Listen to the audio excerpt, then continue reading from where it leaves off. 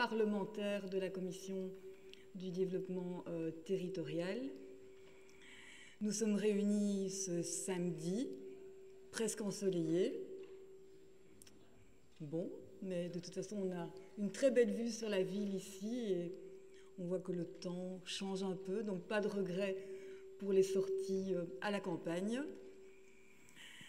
Alors, j'espère aussi que vous avez bien digéré la tonne d'informations qu'on vous a divulguées jeudi soir.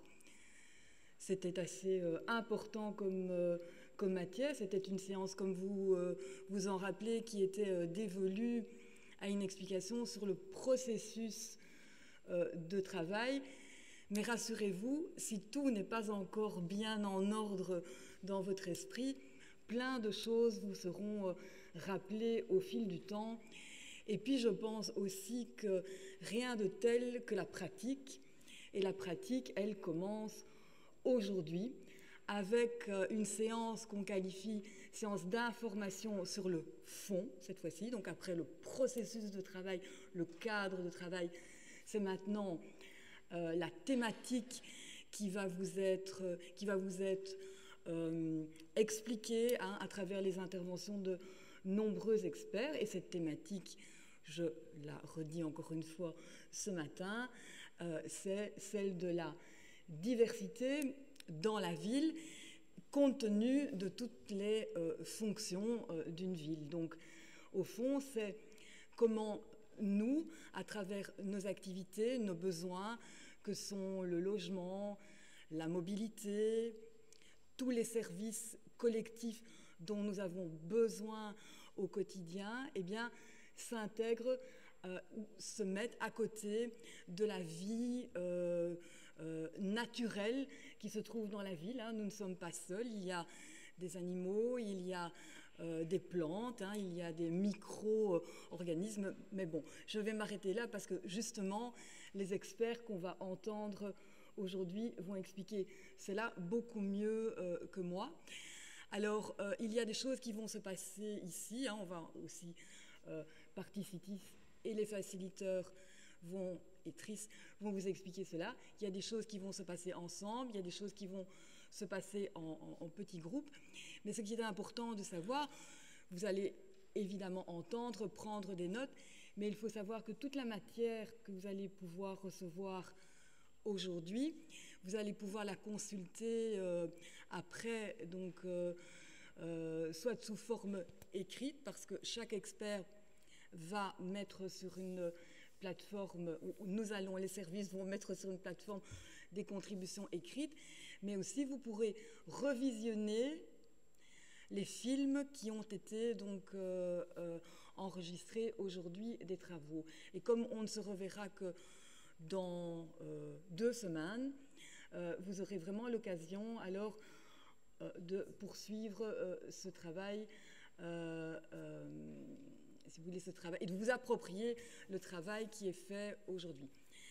Peut-être aussi une petite chose, c'est une séance aujourd'hui qui est un peu passive en quelque sorte, puisqu'on ne va pas encore échanger entre nous. On va pouvoir poser des questions aux experts, mais le travail d'échange, ça, ce sera pour plus tard. Alors moi, j'espère que vous êtes comme moi, impatients d'écouter toutes ces personnes qui possèdent la connaissance sur ces matières à la fois de biodiversité et à la fois urbanistique. Je ne serai pas plus longue. Maintenant, je pense que c'est Martin et Kathleen qui vont prendre la parole pour vous expliquer sans doute encore plein de choses. Voilà, à tout à l'heure.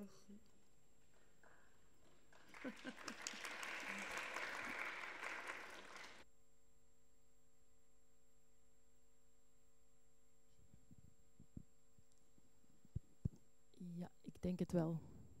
Ja, ik probeer nog eens. Voilà. Donc voilà, on est vraiment ravis de vous retrouver pour cette journée qu'on va passer ensemble.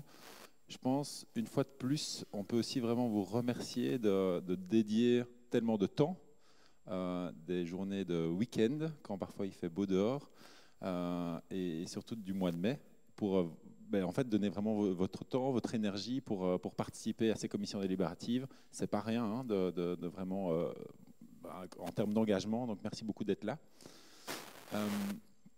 On avait parlé du comité de gouvernance, vous vous souvenez, jeudi soir?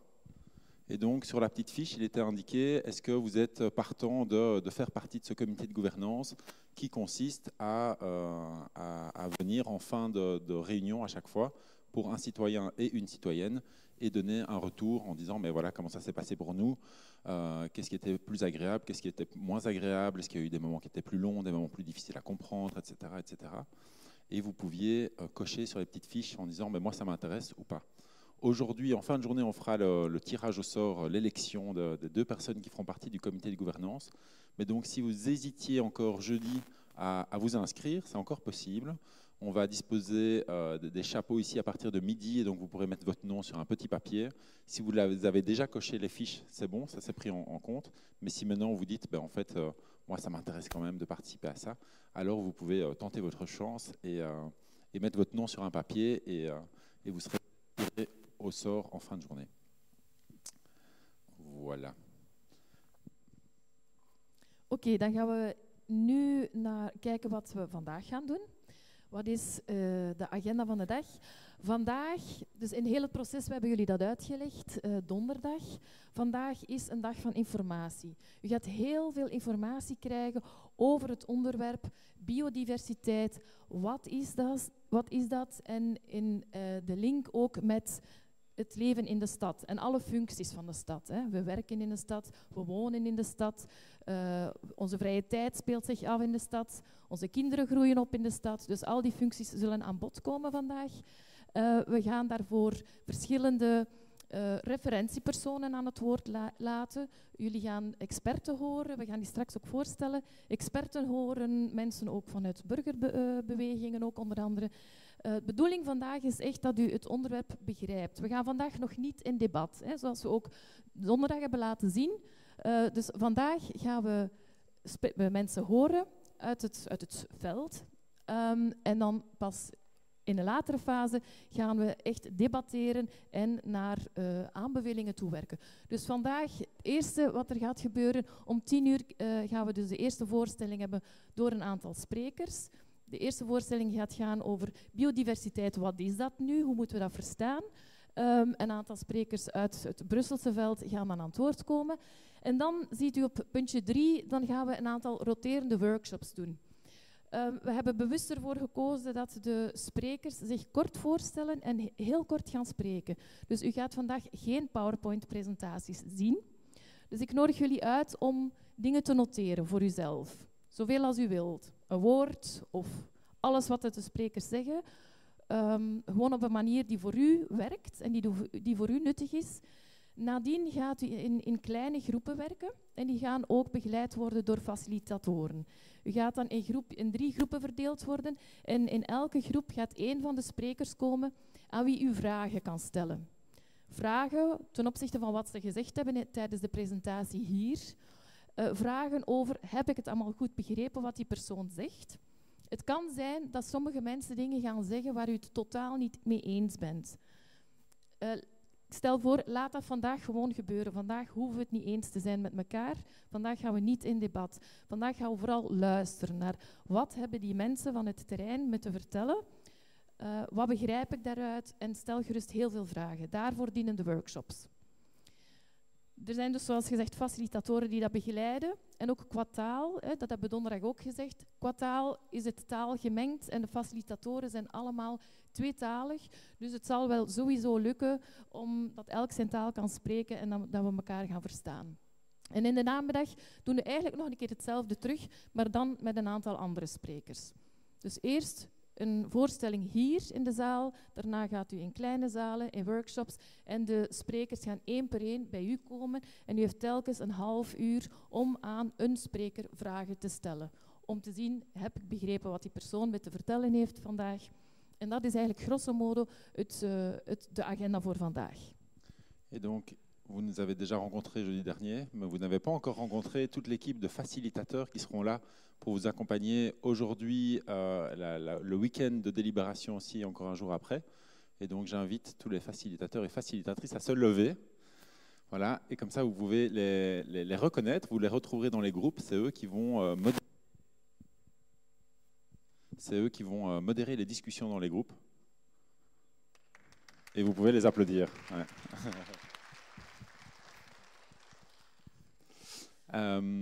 Et donc, comme ça, vous pouvez commencer à voir qui c'est. Donc, on a Jessica, Véronique, Chérine, Marine, Alexandre, Mathilde et Florence. Ils sont assez nombreux, puisqu'il y a des moments où on sera dans des vraiment plus petits groupes pour assurer que, que chaque groupe puisse être vraiment accompagné, facilité, que tout le monde se comprenne bien et que chaque avis puisse être exprimé. Et donc ça, Kathleen l'a déjà dit, mais donc aujourd'hui, dans votre cerveau, ça devrait plutôt ressembler à ça, et pas trop à la slide suivante, pas trop à ça. Ça, je pense que vous l'avez compris. Hein. Voilà. Donc c'est vraiment l'enjeu.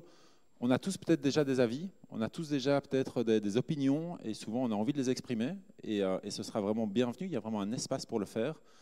Mais on a aussi souvent besoin d'être assez instruit, d'être assez bien informé, pour pouvoir formuler une opinion adéquate. Et donc, c'est vraiment ça qu'on cherche à faire aujourd'hui, c'est s'informer tous ensemble, quel que soit le niveau de connaissance qu'on a. On a tous à apprendre des choses, et c'est pour ça qu'il y a une série d'intervenants qui connaissent très bien leur domaine, qui vont venir donner leur point de vue. Et alors, ils ont chacun des points de vue différents. Et c'est ça, en fait, un peu le jeu aussi auquel les politiques doivent jouer. Hein. C'est avec plein d'avis différents, à un moment, pouvoir trancher, pouvoir prendre une direction, faire des recommandations. Et donc, ça va être l'enjeu aujourd'hui d'entendre des avis assez diversifiés et de pouvoir les digérer. Et puis après, chacune ici, de faire un peu la part des choses et de se forger son propre avis, sa propre opinion, pour alors après, derrière, arriver avec des possibles recommandations. Ça va, c'est clair pour tout le monde? Ouais. Voilà, donc ça sera un peu comme ça que ça va se passer dans notre tête aujourd'hui. Et donc, ça va être une journée assez dense. On va sortir d'ici avec la tête assez gonflée. On a conçu cette journée. Le but, c'est que ce soit quelque chose qui reste assez interactif. Ça va beaucoup se passer par le dialogue, par les questions et les réponses. On va avoir les moments plus formels de discussion en groupe. Mais on vous invite à continuer à discuter les uns avec les autres, évidemment, au moment de pause, au moment du temps de midi. C'est vraiment aussi le moment d'échanger et de s'interroger les uns les autres pour apprendre tous ensemble. Oké, en in afwachting van de eerste sprekers, ik zal ze even kort voorstellen. Wie zijn de sprekers vandaag? Als eerste gaan wij straks meneer Gregory Mailly horen van de Universiteit van Luik. En u ziet dat hij onderzoeker is verbonden aan heel veel andere universiteiten ook, dus in België en in Frankrijk. Hij gaat ons kort uitleggen wat is biodiversiteit eigenlijk? Hoe moeten we dat begrijpen? Zeker in een stedelijke context. Daarna komen Stijn van Assen van BRAL aan het woord. BRAL is een organisatie die staat voor duurzaam leven in de stad, die zich mee inzet voor een duurzaam leven in de stad. Pierre-Alain Franck is de voorzitter van de Union Professionnelle du Secteur Immobilier. Uiteraard, zoals het woord het zegt, hij zal hier vandaag vertegenwoordigd zijn vanuit zijn visie op wonen in de stad en ontwikkelingen in de stad rond wonen. En Werner van Mieghem heeft het ook over hetzelfde thema, gaat ook over wonen gaan, maar wel vanuit een ander perspectief. RBDH is Rassemblement Bruxellois pour le droit à l'habitat. Dus dat is ook een burgerorganisatie en hij zal zijn kijk op de zaak geven. Dat is voor deze voormiddag. In afwachting van de sprekers van deze ochtend, als er allemaal zijn, zou ik jullie nu willen uitnodigen om per twee, dus de mensen die ver uiteen zitten, ga wat dichter bij elkaar zitten, om heel kort per twee even na te denken, biodiversiteit, wat versta ik daaronder? Wat is voor mij biodiversiteit? Donc on vous invite à vous mettre par deux et à discuter, un peu comme on a fait jeudi soir, faire connaissance, peut-être vous dire votre prénom et dire en quelques minutes pour vous, qu'est-ce que ça veut dire la biodiversité? À ce stade-ci, qu'est-ce que vous en comprenez?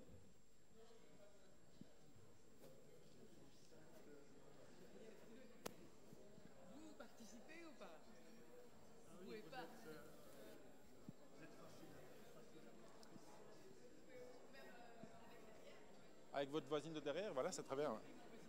Voilà. Et vous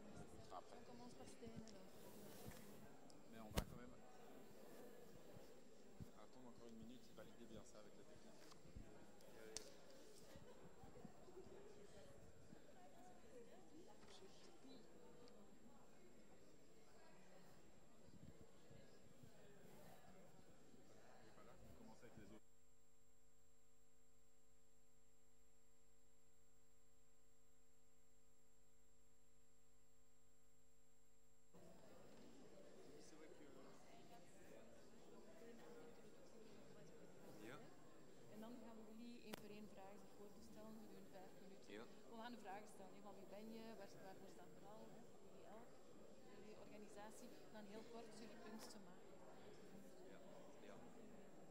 Ja, maar ik hoop dat de vraag met dat wie zet je en wat is vooral dat losstaat van de 5 minuten die we hebben straks. Wel, maar in dat geval, ja, maar ja, ça va, dus daar hangt al veel van af. Ja. Dus dit is gewoon om het eerste idee te geven. Mensen hier gewoon zien van, straks kunnen we in de groep daar dieper op gaan. Ja, dat weet ik wel. Oké. Ja,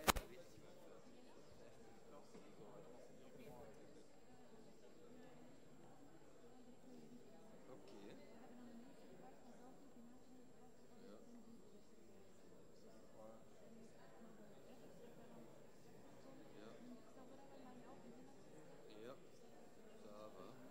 L'enjeu pour nous, c'est vraiment dans ce moment-ci de discussion que les citoyens comprennent qui vous êtes et qu'après, dans les discussions, dans les échanges, ils puissent poser des questions pertinentes par rapport à votre activité. C'est vraiment ça qu'on essaie de créer. Non, pas du tout. Parce que sinon, en fait, on les perd. C'est ça qu'on essaye. Dan pak een beetje meer tijd omdat meneer Maïd de À mon avis, il va nous voir. Ils vont quand même réussir à connecter.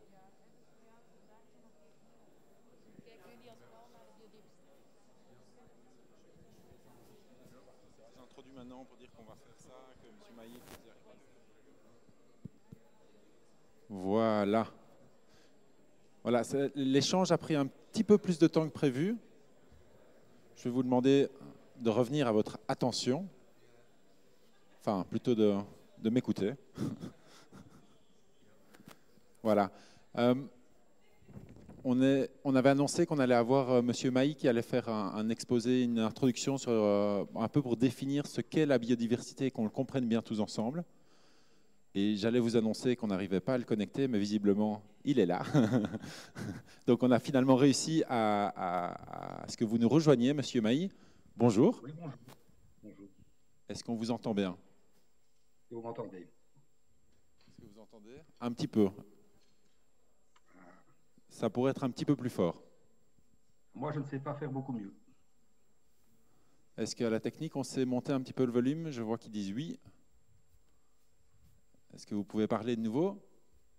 Oui, ben, très volontiers. Merci de m'accueillir dans cette initiative extrêmement intéressante. Voilà, maintenant on vous entend bien. Ça va, wij horen meneer Maillet. Bonjour. Bonjour monsieur Maillet. Est-ce que peut-être en un mot, vous pouvez nous dire du coup qui vous êtes et ce que vous faites, quelle est votre activité? Comme ça, on comprend bien. Oui. Oui, merci. Donc, Grégory Maillet. Donc, je suis professeur à l'Université de Liège, à la faculté d'agro-biotech, et j'anime une équipe d'enseignement et de recherche depuis maintenant presque 25 ans. Alors, initialement en conservation de la nature et biologie de la conservation, et puis avec l'évolution du temps, et de la terminologie en gestion de la biodiversité. Et alors, comme vous le savez, ici, dans une commission délibérative mixte avec des citoyens, des élus parlementaires, on va réfléchir sur la biodiversité dans la ville et en fonction des différentes fonctions d'une ville. Est-ce que, déjà, pour poser les bases, vous pouvez nous expliquer, en fait, qu'est-ce que c'est la biodiversité, qu'on parte tous bien sur la même compréhension de ce mot? Voilà. Alors, première chose à dire, la biodiversité, c'est un terme et un concept récent. Il est fixé en 1986, il est popularisé en 1992 au sommet de la Terre à Rio, dans la Convention sur la diversité biologique, qui est un peu la petite sœur de la Convention sur le climat. Et donc la biodiversité, ça signifie très simplement la variabilité du monde vivant à 3 niveaux. Le niveau génétique, imaginez par exemple quand vous allez chez votre fleuriste, la diversité des formes, des couleurs, des roses. Voilà, une espèce et toute une diversité de formes au sein de l'espèce. La diversité des espèces, vous passez un après-midi au parc de la Wolu et vous observez toutes les espèces d'oiseaux qui sont là. La diversité des écosystèmes, vous passez un après-midi au parc de la Wolu, vous avez des plans d'eau, des prairies fleuries, des gazons, des forêts. Cette variabilité s'organise à deux niveaux, et ça c'est très important. Au niveau local, des quantités locales, par exemple le nombre d'espèces d'oiseaux dans le parc de la Wolu, mais aussi elle s'organise dans une composante d'originalité, c'est-à-dire que les espèces d'oiseaux que vous allez observer, allez, disons, dans une forêt ardennaise pour un peu bouger, ce ne sont pas les mêmes espèces d'oiseaux que celles que vous allez observer dans une forêt nord-américaine. Et donc, il faut bien avoir en tête que biodiversité ne signifie pas toujours plus à un endroit, mais à une certaine quantité à un endroit et des différences entre différents endroits de la biosphère. Donc, on se rend compte qu'il y a quelque chose de l'ordre de l'échelle. Hein. On parle du microscopique en termes de génétique, aussi en termes à une grande échelle, et aussi il y a une question de géographique, en fait. Hein. Voilà, tout à fait. Donc, quand on parle de variabilité du monde vivant, on parle de variabilité du monde vivant à l'échelle de la biosphère, à l'échelle de la Terre, et elle s'organise évidemment en relation à une histoire évolutive, en relation à l'environnement. Et donc, il y a des différences de biodiversité génétique spécifique écosystémique entre les différentes parties du globe. Et on peut le faire à toutes les échelles. Hein. On peut le faire à l'échelle de 2 sols différents au sein de Bruxelles. On peut le faire entre la région bruxelloise et la région ardennaise. On peut le faire entre l'Europe et les États-Unis, par exemple. Justement, du coup, maintenant qu'on comprend un peu mieux le concept de biodiversité, quelle est sa place dans un contexte urbain? Comment est-ce qu'on peut placer? Quels sont les enjeux peut-être? Ou comment est-ce qu'on peut définir ou comprendre la biodiversité au sein de la ville et dans ce cas-ci au sein de Bruxelles? Voilà, donc pour placer la biodiversité dans le contexte urbain, il faut d'abord établir un constat. Nous sommes dans un effondrement du monde vivant, une situation d'effondrement du monde vivant. Il ne faut pas nous le cacher, la situation est catastrophique. 30% des espèces évaluées sont menacées d'extinction à court terme. 40% des espèces d'insectes sont en déclin. Nous avons perdu 70% de la masse des insectes dans les réserves naturelles en Europe. 3 exemples pour fixer le cadre. Un des facteurs principaux de cette perte de biodiversité, c'est la destruction des milieux naturels. Objectivement, un milieu urbain est plutôt un milieu qui s'est développé avec une composante de destruction ou de transformation, en tout cas très forte, des milieux naturels. Donc la ville est au départ, ou l'urbanisation est au départ, un des facteurs responsables de la perte de biodiversité. Néanmoins, comme tout écosystème, la ville peut accueillir le monde vivant. Alors pourquoi est-ce important? Premièrement, on prédit à 10, 15, 30 ans, enfin pour 2050, que 80% de la population mondiale va vivre en milieu urbain. Est-ce qu'on peut imaginer de développer des politiques, des stratégies sociétales de gestion, de préservation de la biodiversité si 80% de la population mondiale est déconnectée de cette biodiversité, n'y a pas accès au jour le jour dans son quotidien? Deuxième élément, même si la ville est un milieu difficile, elle présente des caractéristiques qui lui sont propres, notamment une grande diversité d'écosystèmes. Des friches, des milieux humides, des bâtiments qui peuvent accueillir la biodiversité, des zones de forêt. Donc, il y a un vrai potentiel pour une certaine forme, pour notamment certains groupes d'espèces. Et puis, il y a une composante qui est importante. Le monde vivant, c'est clairement la base de notre bien-être en tant qu'être humain et en tant que société.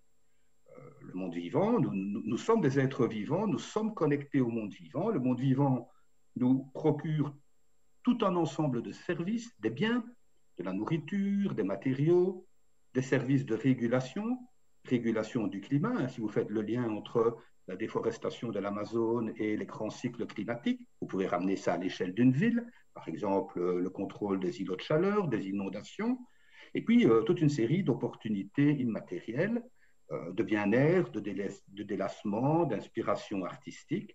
Et ça, en milieu urbain, c'est particulièrement important. La biodiversité en milieu urbain, c'est une des composantes de la durabilité du milieu urbain par les services qu'elle rend, et également une des composantes du bien-être des populations urbaines, probablement encore plus que dans d'autres environnements. Très bien. Et merci pour cette introduction. C'est vrai que ça pose un cadre assez important. En tout cas, moi, j'ai l'impression qu'on peut mesurer aussi l'ampleur de l'enjeu qui est derrière. Et justement, vous, en tant que scientifique, chercheur, qui connaissez en fait les chiffres qui sont liés à ça, pour vous, quels sont les grands enjeux qui peuvent peut-être inspirer ici, ou en tout cas qu'on puisse prendre en compte par rapport à cette question de la biodiversité dans les villes? Alors, bon, il y a un premier enjeu qui est quelque part de reconnaître l'importance de cette place. Ça n'est pas encore, je dirais, totalement acquis, cet élément. Un deuxième enjeu, il tient aux formes de biodiversité que l'on développe en milieu urbain. Donc, biodiversité, nature, le lien entre les deux, ça n'est pas toujours clair. Par exemple, si je vais me promener dans des zones de grande culture céréalière, ce que nous faisons régulièrement avec des agriculteurs, l'agriculteur va considérer qu'on est dans de la nature. Moi, je n'aurais peut-être pas cette perception. Donc souvent, il peut y avoir un risque de confusion entre nature et biodiversité. Ce que je veux dire par là, c'est qu'un des gros enjeux en milieu urbain, c'est le développement d'une biodiversité qui correspond au cadre local, donc aux références des écosystèmes locaux, mais aussi à laquelle on va donner de la place pour s'auto-organiser. Donc, dans les milieux naturels, les espèces, elles n'ont pas besoin de l'homme pour s'organiser entre elles, pour fonctionner. L'écosystème, il fonctionne tout seul. Ça veut dire qu'on a des systèmes qui sont très résistants, enfin, qui sont jusqu'à un certain point résistants et résilients aux perturbations. Résistants, ça veut dire donc ils restent en place. Résilients, ils peuvent facilement récupérer après une perturbation. En milieu urbain, on s'attend évidemment, avec les changements globaux, qui sont extrêmement imprévisibles, à des perturbations très fortes, des vagues de chaleur fortes, des inondations, des événements pluviaux très forts.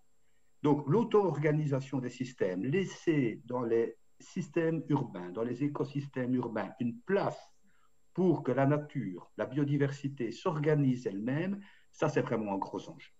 Et ça va des systèmes a priori très contrôlés, comme par exemple les toitures végétales, jusqu'à laisser la place dans nos parcs et jardins, dans les espaces verts, à des zones où voilà, la nature pourra s'organiser, où on gère moins, où on est moins dans l'intensif. Ça, c'est certainement un gros défi pour l'avenir, pour pouvoir conserver, garder cette biodiversité dans les milieux urbains. Il y a un autre défi, je vais rapidement, ce sont les moyens. Donc, très clairement, les moyens consacrés aujourd'hui, je parle bien de moyens financiers, consacrés à la biodiversité, sont totalement insuffisants partout. Je salue réellement les efforts faits au niveau de la région bruxelloise. Nous sommes très impliqués dans une série de projets. C'est probablement la région, la ville, les communes, la région la plus avancée, en tout cas en biodiversité urbaine en Belgique. Mais il faut qu'on change d'échelle, complètement. Il faut qu'on change d'échelle pour que cette biodiversité diffuse dans toutes les composantes, l'immobilier, l'espace, voilà, les professionnels, les spécialistes. Et puis on a encore un autre grand enjeu, c'est la formation. Il faut former, former, former. On sensibilise, on informe, ce n'est pas suffisant. Il faut former dans tous les secteurs, qui sont des secteurs qui finalement gèrent la ville, ou sont impliqués dans le tissu urbain. Il faut former les acteurs. Merci, Monsieur Mailly, pour cet exposé concis mais très clair, avec les trois grands enjeux. Il faut laisser la place à la biodiversité en contexte urbain, parce que voilà, ça c'est le monde dans lequel on vit, et donc tenant compte du fait que la population, j'ai bien compris, d'ici quelques années, il y aura 80% des êtres humains qui vont vivre dans un contexte urbain comme Bruxelles. Donc c'est important de lui céder la place. C'est important de consacrer des moyens et aussi de former les gens. Maintenant, j'aimerais bien passer la parole à quelques intervenants du contexte bruxellois, justement. En ik ga beginnen met meneer Van Assen, Stijn Van Assen van Bral. Goedemorgen, mag ik Stijn zeggen? Goedemorgen, Stijn. Voilà. Ja, jij mag je micro opzetten. Kan je heel kort jezelf voorstellen en ook zeggen waar staat Bral voor? Heel kort. Ik ben Stijn van Assen, ik werk voor BRAL. Ik ben stafmedewerker planning, stedenbouw en leefmilieu. En BRAL verenigt wijkcomité's, organisaties en Brusselaars in hun strijd voor een duurzame stad. En binnen die strijd voor een duurzame stad is biodiversiteit één element, maar dat gaat veel ruimer. We werken al 50 jaar vooral rond stedenbouw, leefmilieu en mobiliteit en eigenlijk op die kruisbestuiving, vaak ook met een sociale invalshoek.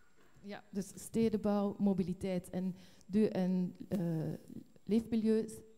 Stedenbouw en mobiliteit. Ja, inderdaad, die drie thema's. Vanuit BRAL, hoe kijken jullie vandaag naar de biodiversiteit in Brussel? Jullie zijn al lang bezig. Misschien hebben verschillende mensen hier in de zaal ook al van BRAL gehoord, want jullie verschijnen toch altijd op heel veel verschillende plaatsen. Hoe kijken jullie vandaag naar de biodiversiteit in Brussel? Hoe dat we er naar kijken, binnen die visie op de duurzame stad pleiten we duidelijk voor een versterking van de biodiversiteit en de rol van die biodiversiteit. Ondertussen, de laatste jaren, de enjeux zijn anders dan in de jaren 70. De laatste jaren is daar de klimaatcrisis bijgekomen, is de biodiversiteitscrisis verergerd, is er klimaatadaptatie, zijn er andere enjeux. Hoe gaan we die biodiversiteit versterken? Dat is basically 3 strategieën. 1, maak eindelijk werk alsjeblieft van dat robuust groen en blauw netwerk. Er wordt al jaren gesproken, sinds de Stichting van Brussel eigenlijk, over een groen netwerk. Dat is fijn, dat is superbelangrijk, want verbonden natuur is essentieel. Want natuur moet zich ook kunnen, planten en dieren moeten zich kunnen verplaatsen binnen dat netwerk. Dat is een stukje gerealiseerd, maar eigenlijk moet het van de groene rand tot in het centrum komen. En er zijn heel veel studies en heel veel pijlen op plannen en heel veel intenties, maar de realiteit blijft uit. En ik ga direct ook heel concreet worden. Daarom bijvoorbeeld is de wijziging van het gewestelijk bestemmingsplan die er aankomt heel belangrijk, om dat effectief eindelijk te realiseren. Daarnaast, al te lang is puur de nadruk ook gelegd op het netwerk, dat inderdaad belangrijk is, maar er is ook binnen dat netwerk een plaats nodig voor echt robuuste, grote lappen natuur, extensieve natuurontwikkeling. Waarom? Ook omdat eigenlijk al lang bewezen is dat natuur plaats nodig heeft. En verschillende kleine stukjes is tof, zeker als die verbonden zijn, maar is niet voldoende. Veel studies tonen aan dat bijvoorbeeld onder de 25 hectare, dat is artificieel sommige cijfers, maar de grootte is superbelangrijk, want anders krijg je een banalisering van de natuur. Sommige soorten hebben gewoon nu eenmaal meer plaats nodig, maar het gaat niet alleen over de zeldzamere soort, ook die algemenere soorten hebben eigenlijk een grote populatie nodig. Dat is goed, want het is al geweest over de genetische diversiteit. Dat is belangrijk voor de genetische diversiteit ook.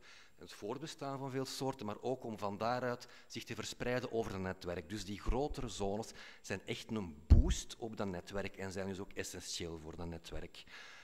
Dat wordt echt heel vaak vergeten. Men denkt vaak een klein stukje hier en daar en het zal wel lukken. Nee. Heel concreet gaat het dan over grote ontwikkelingszones zoals Josaphat, de Fries Josaphat, maar ook in de toekomst Schaarbeek-Vorming. Dat wordt een van de grote landschappelijke ecologische uitdagingen van de toekomst.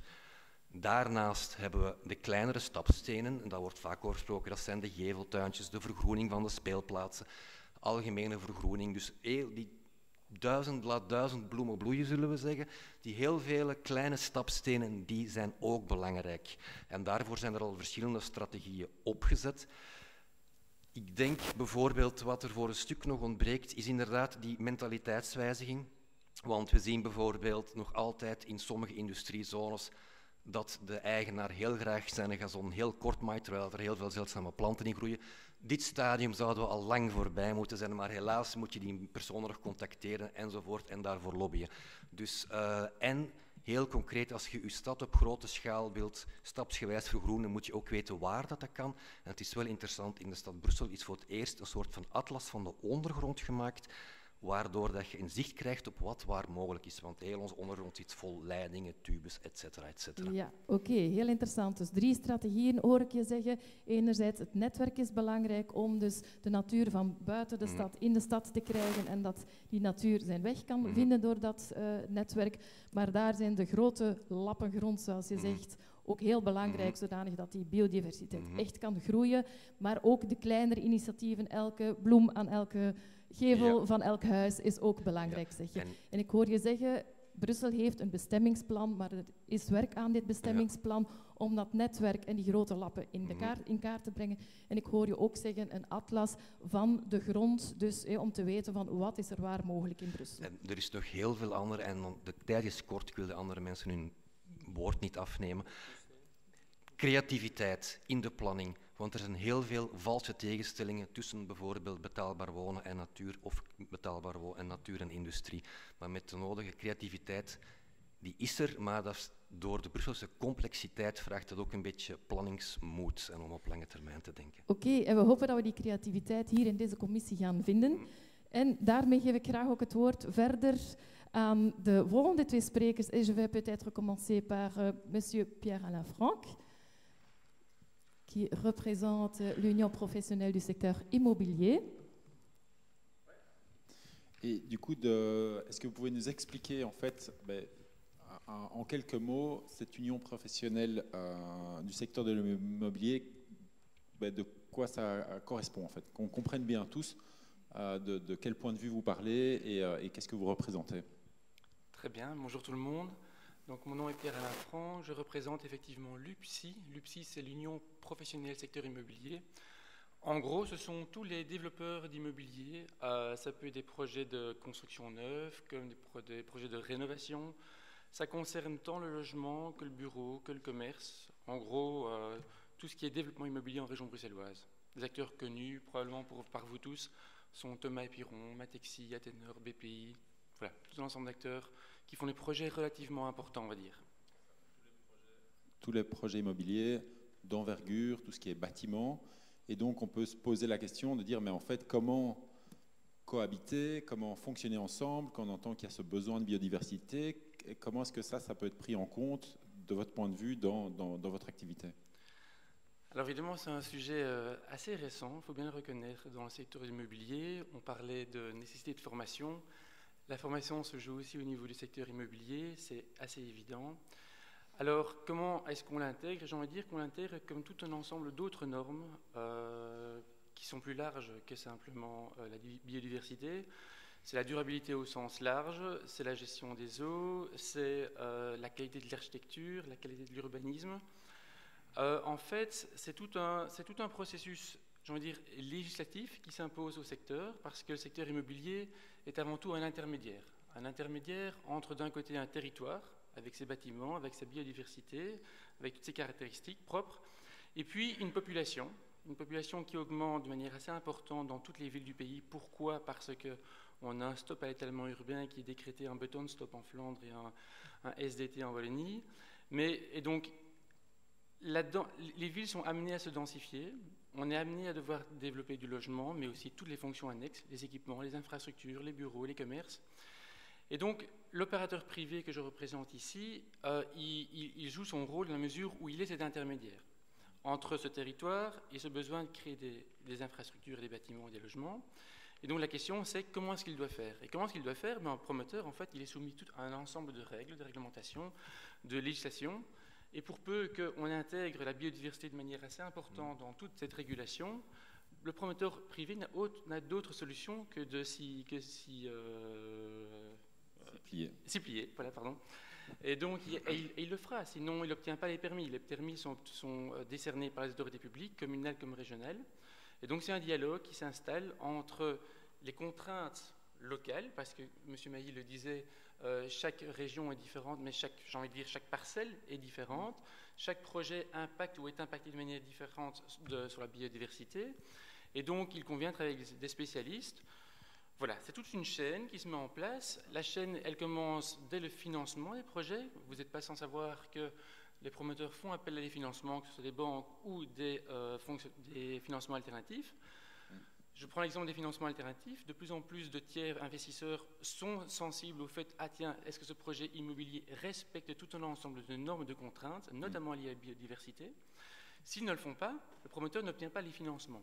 Donc il y a quand même là ici une nécessité de trouver les financements et donc de développer des projets qui sont sur mesure par rapport aux souhaits de ces financiers. Et puis la nécessité de trouver finalement toute une chaîne de travail, parce qu'un promoteur immobilier est un intermédiaire, mais aussi un faiseur de projet dans la mesure où c'est un manager de compétences. Donc il fait appel à des architectes, il fait appel à des écologues, il fait appel à tout un ensemble de spécialistes dans leur domaine, et son travail au fond, c'est trouver le juste milieu entre d'un côté des contraintes, de l'autre côté du pouvoir d'achat de la population, et puis finalement le territoire dans lequel il travaille, est-ce que oui ou non, est-ce qu'il répond à un urbanisme cohérent. Ouais, donc moi ce que je retiens beaucoup de ce que vous dites, c'est qu'il y a tout à fait un aspect législatif en fait sur lequel on pourrait travailler.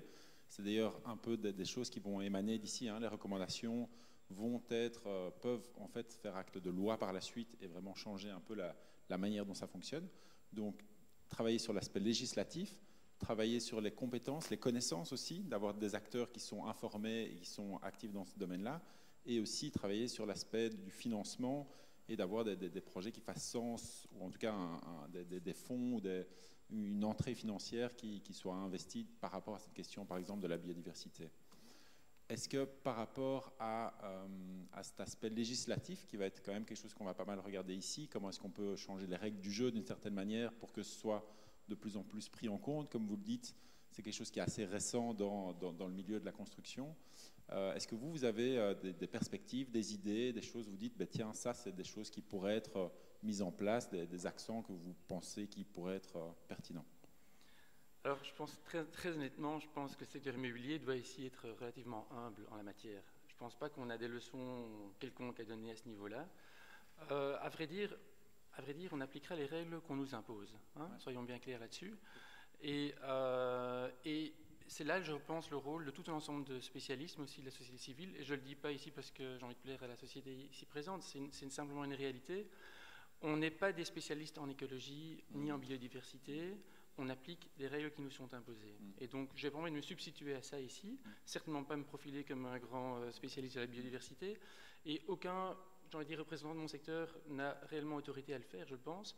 Par contre, voilà, toute la question, et c'est vraiment une difficulté, c'est de trouver le bon équilibre. Parce que, je prends un simple exemple qui est peut-être parlant pour beaucoup de personnes. Vous avez une parcelle avec de la verdurisation, c'est une parcelle qu'on peut bâtir, il y a X mètres carrés qu'on peut développer dessus. Logiquement, donc, on paye cette parcelle. La question, c'est est-ce qu'on construit, je caricature, c'est simplement pour exprimer un peu la problématique, est-ce qu'on construit l'ensemble de la parcelle ou est-ce qu'on préserve une partie de la parcelle et on va davantage en hauteur? On sait tous que construire en hauteur, ça génère un ensemble de contraintes pour les riverains notamment, pour la parcelle elle-même aussi, mais d'un côté, ça permet des justes équilibres entre... Voilà. Il n'y a pas que cette option-là, évidemment. On peut introduire la biodiversité dans les bâtiments, sur les toitures, sur les façades, sur les terrasses, tout un ensemble de choses. C'est vraiment un exemple. Mais un simple exemple pour dire que, et c'est ça la réalité du développeur aussi, et c'est pour ça que je l'exprime ici, c'est qu'il y a clairement ici une question d'équilibre à trouver, pas simplement au niveau financier sur le projet lui-même, mais entre ce que le quartier est prêt à accepter, ce qui est financièrement accessible, sinon on ne fait tout simplement rien, et ne rien faire, c'est quelque part aussi contribuer à d'autres crises, comme la crise du logement, où on ne produit pas assez de logements en région bruxelloise par rapport à la demande. Donc voilà, il y a des justes équilibres à trouver. Donc c'est développer une réglementation, et c'est là-dessus que je voulais peut-être mettre l'accent, une réglementation assez contraignante, d'un côté, mais d'autre part aussi assez souple, parce qu'il ne faut pas imposer, j'ai envie de dire, partout du maintien un maximum de parcelles non bâties, parce qu'on sait bien qu'au final, ça voudrait dire qu'on devrait leur construire en hauteur, et là on sait qu'il y a des contraintes aussi. Donc voilà, quand on développe une réglementation, être conscient des tenants et aboutissants de ce qu'on impose comme ça au secteur privé. Très bien, merci beaucoup. Et l'enjeu ici vraiment pour toutes et tous, c'est vraiment de bien identifier chaque intervenant qui est présent avec nous ce matin, puisque vous allez vous retrouver par la suite dans des salles et vous allez vraiment pouvoir poser des questions. On démarre la discussion ici, mais l'idée c'est vraiment de pouvoir la poursuivre dans les sous-groupes plus tard. Ja, inderdaad. Dus als er vragen in u opkomen, schrijf ze zeker op, dat je ze straks niet vergeet te stellen als onze sprekers hier straks in de groepen gaan. Merci, monsieur Pierre-Alain Franck, dank u wel. Ik ga nu graag het woord geven aan Werner van Michem van Rassemblement Bruxellois au droit de l'habitat. Ik vind het een leuke overgang, een interessante overgang. Meneer Frank heeft het gehad over woning, over het ontwikkelen van woningen in Brussel vanuit het standpunt van de sector, vanuit een economisch standpunt ook. Hè. We vragen naar duidelijke reglementering, naar middelen, naar opleiding. Nu wil ik graag het woord geven aan Werner van Mieghem. Misschien kan je heel kort voorstellen en ook jullie organisatie voorstellen. Ja, dat doe ik. Goedemorgen. Excuseer dat ik met mijn rug naar de mensen moet spreken. Dat vind ik al niet zo handig. De camera is op jou gericht. Ja, oké. Goedemorgen, hallo. Ik ben Werner van Mieghem. Ik werk voor de Brusselse Bond Recht op Wonen, Rassemblement Bruxelles pour le droit à l'habitat. En dat is eigenlijk een koepel van 60 Brusselse verenigingen die ijveren voor het recht op wonen en prioritair voor mensen met een laag inkomen. Dat is heel duidelijk. Vandaar ook fijn dat jullie hier vandaag samen zijn, want dan is aan jou natuurlijk de vraag, als jullie staan voor recht op wonen in Brussel, wat is dan voor jullie, welke plaats heeft biodiversiteit in dit verhaal voor jullie? Ja, ik ga dat kort proberen uitleggen. Voor ons, wat is eigenlijk voor de Bond voor het Recht op Wonen en voor onze leden het recht op wonen? Wat is dat? Dat is eigenlijk het recht op een betaalbare, een behoorlijke woning. Ja? En dat wil zeggen, een woning in goede staat, betaalbaar met onzekerheid en dus we komen op het leefmilieu, een goede woonomgeving, een gezonde leefmilieu. En dat houdt dus ook in eigenlijk een leefmilieu, een omgeving met voldoende biodiversiteit. En dit is voor ons in de eerste plaats aan de Brusselse overheid, gemeenten, gewest, administratie, om dat recht op wonen te realiseren. Dat zijn niet de zaken die wij zeggen, dat zijn eigenlijk punten die zijn opgenomen in de Belgische grondwet en in de Brusselse huisvestingswet. Dus er is al wetgeving die zegt van behoorlijk wonen houdt ook in een gezonde woonomgeving. Ja, en dat is dus bij wet vastgelegd. Voilà. Ja. Dus de basis is er al. Nu, dat is de theorie.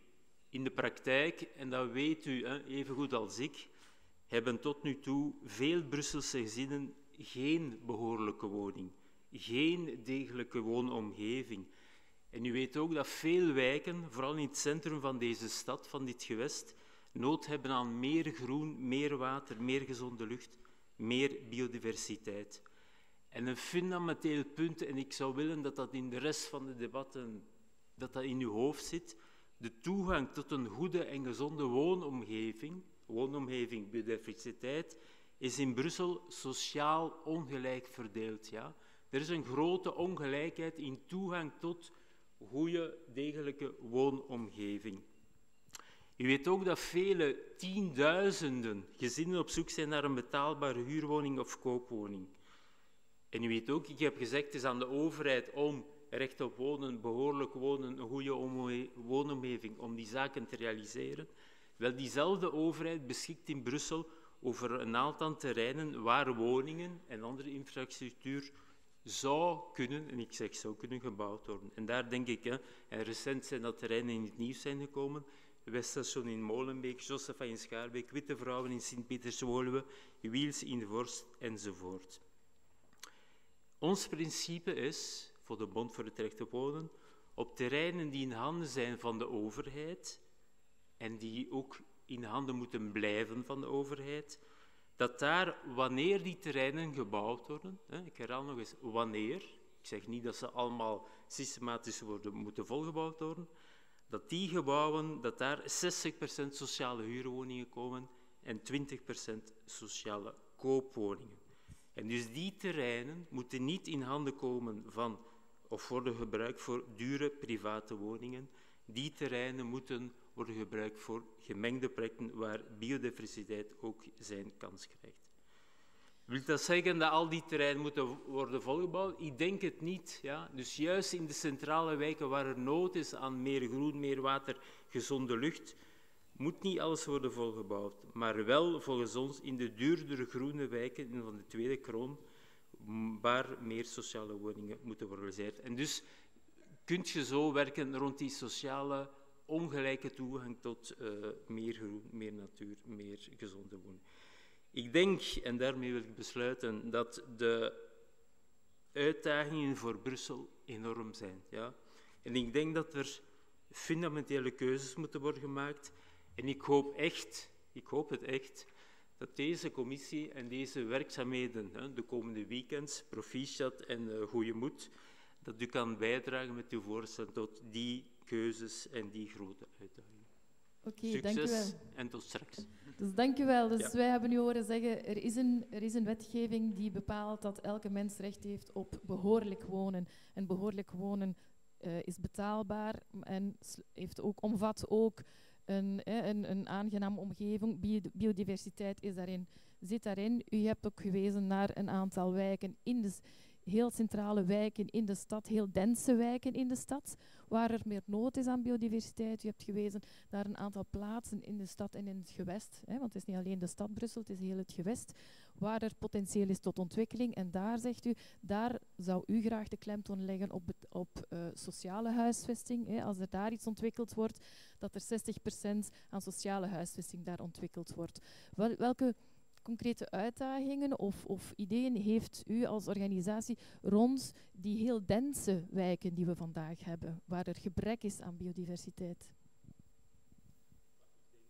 En er zijn een aantal recente voorbeelden, dat er niet meteen moet worden gedacht, dat er eigenlijk de keuze moet worden gemaakt, ja, en dat is een kostprijs, ja, van we gaan op een aantal plekken gewoon niet bouwen. Ja, en we creëren daar parken met de nodige biodiversiteit, groene ruimtes enzovoort.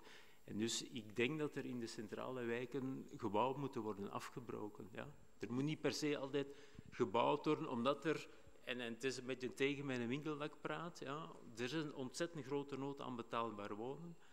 Maar dat houdt voor ons niet in dat je per se alles moet volbouwen. Integendeel, ik denk dat er op sommige plekken moet worden ondicht en woningen of gebouwen moeten worden afgebouwd. Dus de-densifiëren op bepaalde plaatsen en op andere plaatsen bouwen, maar wel goed doordacht. En dan maak ik toch wel een beetje de link naar wat Stijn van Assen daarnet zei over de netwerken, dat we die ook nodig hebben. Est-ce qu'on peut voir si M. Mailly est encore parmi nous? Monsieur Mailly, vous avez entendu les intervenants de votre introduction au départ. Qu'est-ce que la biodiversité et son rôle dans un contexte urbain? Est-ce qu'en ce moment, est-ce qu'il y a une information que vous auriez envie d'ajouter pour cette commission? Alors, ajouter peut-être pas, mais je pense qu'il y a une dimension très importante qui vient d'être évoquée. Donc, outre l'aménagement du territoire et évidemment la compatibilité économique, c'est la composante sociale. Donc, je suis intimement convaincu, alors c'est une conviction personnelle, mais qui va au-delà de ça, c'est aussi une conviction qui est appuyée par les études scientifiques, que l'accès à la biodiversité et à la nature est une composante essentielle en milieu urbain du bien-être social et de la cohésion sociale. Donc, en effet, il y a des grands enjeux, on l'a entendu ici, des enjeux d'aménagement du territoire, densification, dédensification, accès à la nature, à la biodiversité. Je reviens à cet aspect, 80% de la population mondiale en ville. Si dans ces 80% de la population mondiale en ville, 80% de cette population urbaine n'a pas accès au jour le jour, tous les jours, quand je vais au travail, quand je sors, quand je vais jouer avec mes enfants à des espaces de nature et de biodiversité, c'est clairement priver les êtres humains d'une composante essentielle de leur bien-être personnel et de la cohésion sociale. Donc il faut, je pense, vraiment inclure cette logique de biodiversité et de nature, ça c'est un débat qu'on ne fera pas aujourd'hui, mais dans la planification, avec cette dimension réellement d'accroître le bien-être, la cohésion sociale, et donc le mettre en balance aussi avec les aspects économiques, voilà, que M. Franck a très justement mis en avant, parce que ça fait partie de la réflexion. Merci beaucoup, Monsieur Mailly. Merci pour d'avoir pris le temps avec nous ce matin. On va maintenant continuer cette journée tous ensemble et je vais vous donner les instructions. Donc, bonne journée à vous. Bonne journée. Ouais. Bonne journée. Bon travail. Merci. On va continuer maintenant, donc comme on vous l'a dit ce matin, on va continuer cette journée et on va vous expliquer maintenant comment ça va se passer dans les sous-groupes. Vous allez être répartis dans 3 salles différentes. Il y a une partie de vous qui vont rester ici et il y a une partie de vous qui vont aller dans 2 autres salles. Et on va avoir les intervenants qui sont ici présents, qui vont passer d'un groupe à l'autre, en fait. Et vous allez pouvoir alors échanger, poser vos questions, essayer de comprendre, en fait, finalement, leur implication, leur connaissance par rapport à ces enjeux de la biodiversité en ville. Pour ça, on va avoir aussi les facilitateurs qui vont être là. Et je pense qu'on a normalement un code couleur par rapport aux salles dans lesquelles vous allez pouvoir aller vous répartir. Vous allez avoir environ une demi-heure de temps de discussion par intervenant qui va passer. Et puis après, on aura la pause de midi qui se passera à l'étage 0. Donc dans la salle des glaces, là où on était jeudi soir. On s'est retrouvés jeudi soir. Est-ce que c'est clair pour tout le monde? Ouais. Est-ce que c'est possible? Ah voilà, c'est ça. Donc vous avez tous, si vous regardez votre badge, vous avez tous une petite pastille de couleur. Voilà, ce n'est pas par hasard, c'est pour vous indiquer dans quelle salle vous pouvez aller vous rendre maintenant. Et donc les salles 201 et 206 sont à l'étage, un étage en dessous d'ici. Et donc tous ceux qui ont la petite gommette jaune peuvent rester ici. Ceux qui ont la gommette bleue et verte peuvent descendre un étage en dessous. On a les facilitateurs qui vont vous montrer le chemin également. Et on vous souhaite des discussions fructueuses.